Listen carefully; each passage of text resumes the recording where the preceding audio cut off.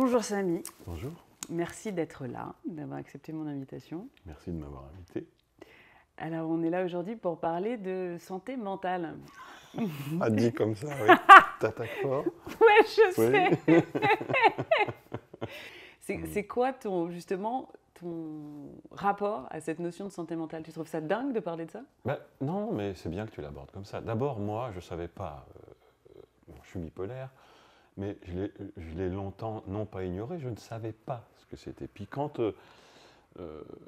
après avoir fait subir, de par mes humeurs, à quelqu'un qui m'était proche, des choses un peu difficiles quand même, c'est cette personne qui m'a timidement laissé entendre que peut-être, tu sais, ça sort de la norme et que peut-être on peut diagnostiquer ça et qu'a priori elle pensait que j'étais bipolaire, etc., etc.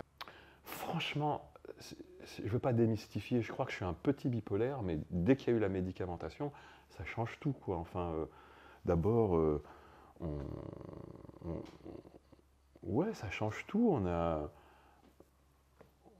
Ça change tout avec une belle énergie, un bon dynamisme, parce que on découvre quelque chose chez soi qui a priori pouvait, j'aime pas dire nous tirer vers le bas, mais quand même casser le rythme ou nous déstabiliser. Bon, bah, quand on le découvre, déjà c'est une découverte. Qu'est-ce qu'on fait avec tout ça? Et ben après on embrasse ça et je trouve que c'est gratifiant parce que on va au-devant, on se découvre un peu plus, on apprend à gérer la chose. Et de cette contrainte, on en fait un atout.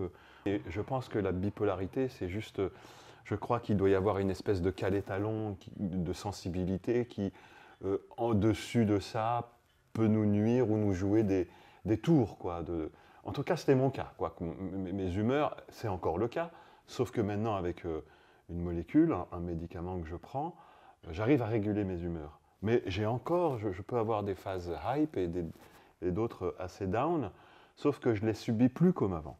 Bon, j'écris le matin un peu d'ailleurs, et ça me permet de voir un peu, et je me dis, tiens, ces jours-ci, là, aussi sur ce qui s'est passé, je pense que vraiment j'étais dedans, quoi. Je les reconnais, hein, sincèrement. Mais je peux maintenant les vivre, j'ai une constance, il y a un équilibre, et puis surtout maintenant j'en ai plus peur, puis le côté tabou est passé, je sais que ça fait partie de moi. Est-ce que tu t'étais déjà posé la question, avant ça, c'était quelque chose qui Après ça, t'intéressait oui. ou... Après ça, oui. Avant ça, non. On le prend pour acquis comme on est. On dit, ben voilà, je suis comme ça. Et puis on se dit, oui, mais bon, bah, tu vois, c'est pas les autres, c'est quand même, ils ont une vie un peu plus équilibrée ou autre. Mais tu dis, oui, mais bon, on n'est pas les autres, quoi. J'associais ça à mon métier, cette hypersensibilité et le reste. Mais c'est pas tant l'hypersensibilité, moi, qui m'a. C'est les causes que ça peut faire, où plusieurs fois dans ma vie, je me suis saboté, que ce soit. J'ai eu des blackouts dus à l'alcool, j'ai des humeurs j'ai eu des humeurs qui me mettaient dans des états seconds sans que je m'en rende compte. Et je pensais vraiment que c'était normal pour moi, que ce soit sur des rapports amoureux. Avec du recul, j'arrive maintenant à voir un peu dans quel eau trouble je pouvais être, et je sais que c'est moi qui dégage ça, quoi. C'est ma sensibilité, quoi, en fait, voilà. Ou mon hypersensibilité. Tu le reconnaissais pas jusqu'à ce moment-là et tu me disais, en fait, j'avais aussi ça autour de moi. Donc c'était un peu la norme. Oui, oui, bah oui, enfin, j'en avais autour de moi, mais on ne sait pas. Moi, je le prenais pour de la norme. Par exemple, souvent dans mon travail en tant qu'acteur, je me suis servi de ces états-là. Durant tout un tournage ou plus d'un tournage d'ailleurs. Et pour moi, je trouvais que c'était à sa place et je trouvais ça bien. D'ailleurs, je me confortais dedans. Je n'ai pas de film à citer en exemple, mais parfois quand je trouvais une humeur qui correspondait au personnage, je pouvais traverser le film avec et je n'avais qu'une envie, c'était de ne pas en sortir. Donc, bon, après, du coup, quand on en ressort, après, on y laisse des plumes des fois. Ça, c'est avec le temps que j'ai réussi à déceler ces choses-là, quoi. Voilà. Et donc, comment ça se traduit chez toi? Comment ça se traduisait? Parce qu'aujourd'hui, c'est un petit peu évolué. Oui, comment ça se traduisait? Ben, moi, je m'en rendais surtout compte après coup, où je me disais, putain, mais attends, qu'est-ce que j'ai foutu là? Enfin, c'est quand même pas normal. de se mettre dans cet état-là. Voilà, c'était souvent de se mettre dans cet état-là, quoi. Voilà. Quel état d'ailleurs? Bon, j'en sais rien, mais c'est pas normal. Tu t'es fait peur? Oui, oui, il y a des fois où je me suis fait peur. Ouais. J'ai pas envie de rentrer dans les détails, mais il y a des fois où je me suis fait peur, effectivement. Et est-ce que tu as fait peur autour de toi aussi? Ah oui, oui, bien sûr, oui, oui, bien sûr. Enfin, ceux qui le savent, oui. Mais je me suis fait peur et c'est ce qui m'a permis vraiment de prendre conscience, de dire alors attention, à partir de maintenant, si tu n'en tiens pas compte, ça se traduit par un manque de considération, quoi. Et souvent, je crois, en tout cas pour ma part, souvent on prenait pour acquis et c'est un manque de considération. Ça fait avec du recul, je me dis mais c'est pas normal ça. Plus d'une fois, j'aurais dû me dire bon, attends, là on peut se poser des questions, ça vaut le coup d'aller voir quelqu'un, d'échanger. Mais non, je gardais ça pour moi. Il fallait que j'informe mon entourage de ma bipolarité, voilà. Et de ce fait, quand je dis les informer, c'est partager avec eux peut-être des moments qu'eux aussi ont pris pour normal ou acquis, tiens, papa il est comme ça, ou tel il est comme ça, leur faire comprendre, quoi. Tu étais dans un univers où on parlait d'aller voir des psys. Non, ça, depuis longtemps je vois un psy, moi. Enfin, j'ai fait une première analyse, je sais pas, j'étais à Paris déjà, donc assez tôt, parce que je savais que j'en avais besoin avec comment dire, de la façon, c'est peut-être lié d'ailleurs, de la façon dont je me déversais dans les rôles. Il y avait un problème d'équilibre, justement, dans le sens où j'étais plus heureux dans un tournage, parce qu'un tournage, il y a des codes. Un tournage, c'est pas la réalité, donc c'est une façon de vivre la réalité en mieux, puisqu'on est protégé. On est protégé par un garde-fou qui est un personnage, et on est protégé par un cadre qui est un plan de travail, un tournage, un machin. Et quand on touche un personnage riche, qui a des jonctions avec soi, ce qui était souvent mon cas, mais mon Dieu, j'ai fini plus d'un film à l'envers, entre guillemets, je ne savais pas comment en ressortir. Je pense que la bipolarité y contribuait, parce que j'avais aucune objectivité et que je pouvais laisser déborder mes sentiments, et encore mieux, si j'arrivais à trouver la pédale, je tournais les boutons à fond, quoi.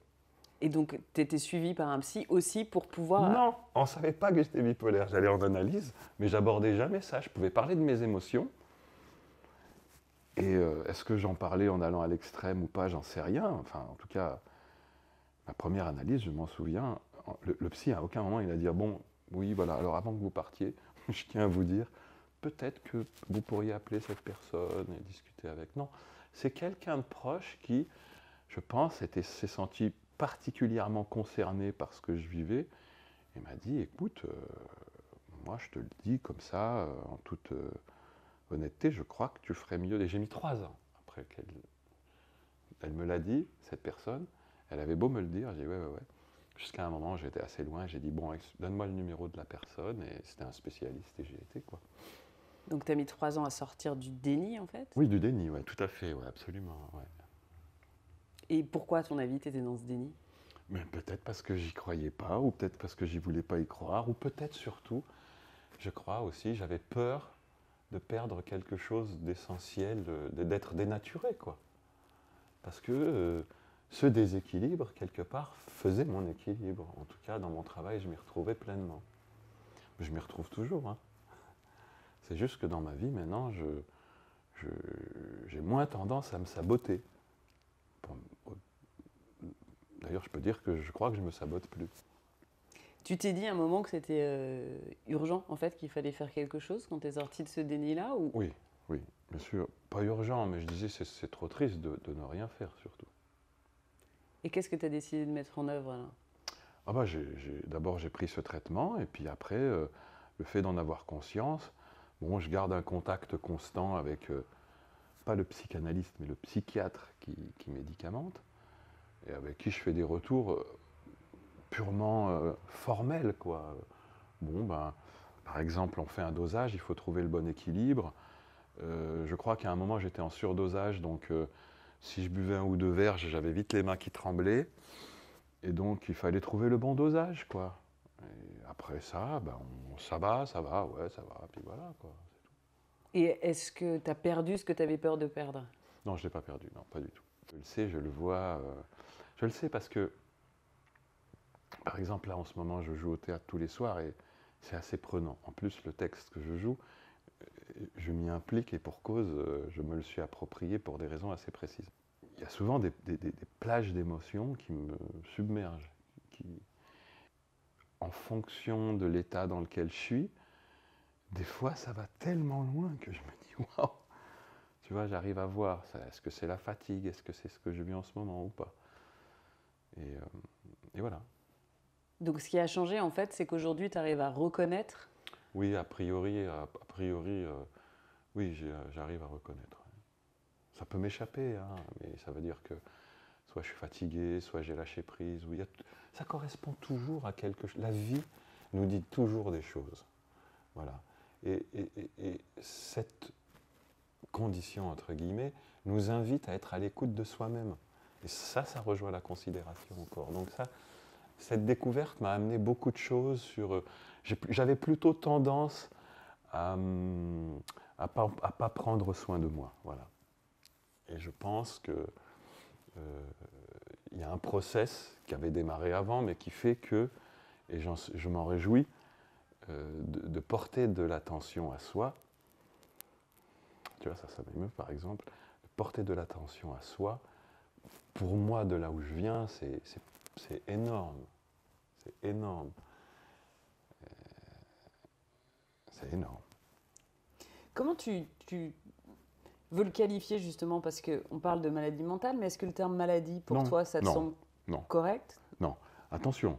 La première fois qu'on s'est rencontrés, Stéphanie, je t'avais cité ce livre de Carrère que j'adore, Yoga, où, avec la franchise qui est la sienne, qui inspire tout mon respect et mon admiration, c'est mon auteur favori, je dirais, de par son écriture et sa démarche. Et moi, quand je disais ça, je trouvais ce monsieur courageux. Bon, il y en a qui connaissent tout ce que je viens de vous dire, mais qui sont des navigateurs de grands fonds, je vais dire, ou des plongeurs enfin, des grosses mers. Et quand ils voient qu'ils vont être submergés, ils prennent les devants. Carrère disait, il va à Sainte-Anne et il dit, bon, voilà, moi là, maintenant, il faut faire quelque chose, je suis prêt, quoi. Voilà. Mais quand je te demande, en fait, comment tu penses qualifier ça, parce que tu dis, voilà, ma bipolarité, on parle parfois de maladie mentale, de trouble mental. Est-ce que pour toi, c'est un problème ou est-ce que c'est un déséquilibre? Ça peut être un déséquilibre. En tout cas, je vais le qualifier, mon interprétation de ça, c'est à partir du moment où ça devient nuisible, ou pour le dire autrement, à partir du moment où on se médicamente, c'est donc, il y a nécessité de médicaments. Donc, est-ce que on s'estime malade à partir du moment où on prend un médicament? Donc, dans ce cas-là, effectivement, on peut dire, mais ça dégage un aspect assez péjoratif, je trouve, une maladie mentale. Bon. Moi, je me médicamente, mais je ne m'estime pas malade mental. À l'inverse, je pense même que je serais lésé si je n'avais pas ma sensibilité. Ça peut prendre des proportions très gênantes dans la vie au quotidien, quoi. Et donc, oui, on peut appeler ça maladie mentale. Je ne suis pas un expert en truc. Moi, pour ma part, je trouve péjoratif de l'assimiler telle qu'elle à une maladie, alors que c'est une condition. Et ce qui importe, c'est de cette contrainte en faire un atout, dans le sens où elle nous responsabilise et elle nous fait prendre conscience de soi, quoi. Tu as l'impression que ça t'a beaucoup enrichi, le fait de comprendre? Complètement, mais complètement. Non seulement ça m'a enrichi, mais ça m'a rassuré, quoi, parce que moi, je prenais pour acquis ma sensibilité, mais je vois que des fois, il y a des gens, ils ont des gammes de là à là. Bon, moi, sur ce registre-là, c'est énorme. Et puis, des fois, quand on est fatigué ou autre, ça prend vite des proportions. Un rien peut nous chambouler. Donc, pour aujourd'hui, garder un déséquilibre équilibré, outre la molécule, qu'est-ce que tu fais? Qu'est-ce que tu as mis en place dans ta vie? Quels sont les piliers qui sont importants? Depuis, en même temps, je médite tous les matins. je médite et la méditation, c'est encore un autre monde, hein, tu sais, c'est peut-être la méditation, je vais essayer de faire un parallèle à ce que je viens de dire. Avec la méditation, j'ai découvert encore autre chose qui me permet d'aller au fond de moi. Parce que la méditation, ça nous invite à ça. Là, on vit dans le monde qu'on appelle réel, mais est-ce que c'est celui-ci qui est réel ou pas? Et puis quand tu rentres en méditation et que tu rentres entre toi et que tu quittes celui qu'on vient d'appeler réel, tu découvres qu'il y a autre chose, qui est tout aussi réel. Donc tu vois, je sais pas, je peux pas le dire autrement que comme ça. Mais en tout cas, pour toi, c'est Ah ouais, quelque chose qui te permet de... ouais, pour moi, ça m'aide énormément, ça m'aide à prendre du recul, ça m'aide à relativiser, ça m'aide à être bien avec moi, ça aide à être bien non pas... En fait, les soucis commencent quand la tête prend le dessus. Quand on médite, on arrive à, sans prétention, mais on développe un muscle qui est autre que la tête, qui fait que notre corps et notre énergie conditionnent ce qu'on est, notre environnement, tu vois. Ça m'aide, bien sûr. Mais ça, je le découvre avec la méditation, en fait. Mais la méditation, pour moi, c'est comme si tu as à nouveau une page blanche, quoi. Et tu bonifies tout ce que tu es à ton âge. Et ça relativise tellement la vie et le reste. Pour moi, c'est peut-être mal dit, mais ça relativise dans le sens où... Bah, relativise justement, Samy. On récolte ce qu'on sème. À partir du moment où on arrive à avoir ce brin de conscience-là, et bien justement, on revient d'abord à soi, à l'instrument qu'on est, qui est peut-être mal réglé. Et puis si on apprend à le régler, peut-être que notre vie change. En découvrant ma bipolarité, j'ai appris à m'accepter. C'est un plus.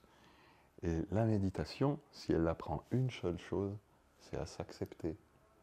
Et ça, c'est encore des portes qu'on ouvre qui sont énormes, quoi. Je crois que chaque chose, elle vient au bon moment pour chacun d'entre nous. Moi, je l'ai découvert tard. J'avais 50 ans, je crois, ou plus.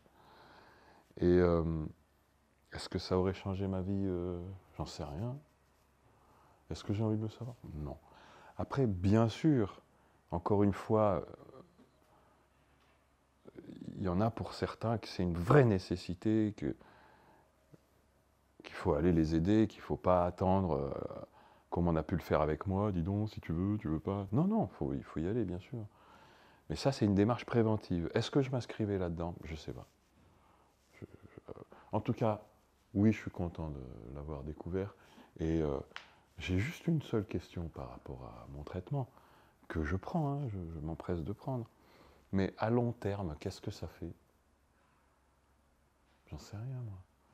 Alors, j'ai été marié une première fois et je suis proche de la mère de mes enfants, qui est une grande naturopathe. Donc elle a étudié nanani nanana et elle m'a trouvé des compléments qui aident à soulager le foie de ce médicament qui peut être lourd, je pense, j'en sais rien, que je prends 2 fois par jour. Moi, c'est à la quinine, c'est des pacotes, donc je crois que c'est à la quinine. Mais il y en a, c'est au lithium. Quels sont les effets secondaires de ça à long terme? J'en sais rien. C'est ça qui m'interpelle. Et sur ça, je fais attention. Voilà. Merci, Samy. Je t'en prie.